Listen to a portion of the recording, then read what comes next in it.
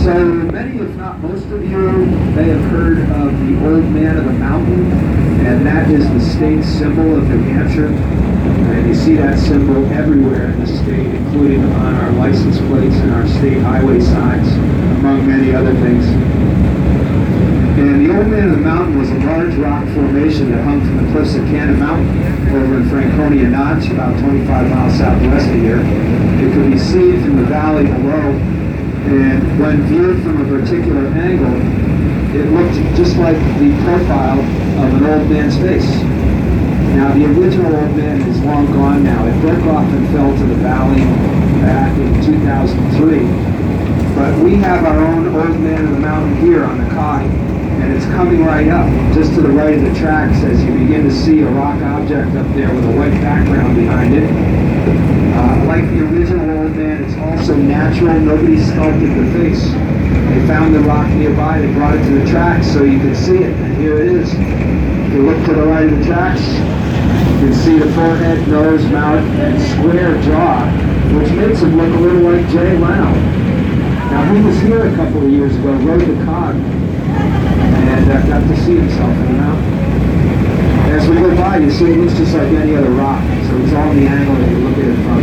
This section of the railway right here at a grade of 37.41%, the second steepest railway grade anywhere in the world, the steepest being on a cog railway in Switzerland that was designed after the Mount Washington Railway in the 1870s.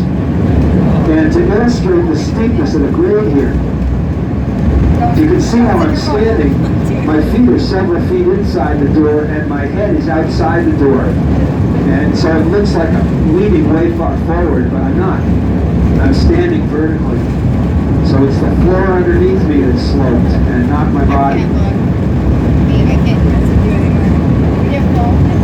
So as I said, the average grade over the 3 miles is 25%. What that means is that for every 100 for a railway, on a conventional railroad where they don't have the benefit of the rack and pinion rail,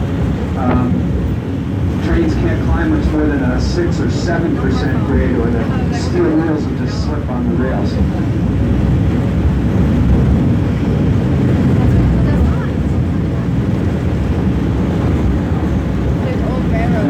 They just don't get any higher than this at this elevation. And they're known as scrub pines or crumholts. And at this point, just to the left of the tracks, the terrain drops off very steeply. It's about 850 feet there, right to the left of the tracks. This stuff just blossomed the other day. And we are in the process of removing all this debris from the mountain, but it's a slow, tedious process.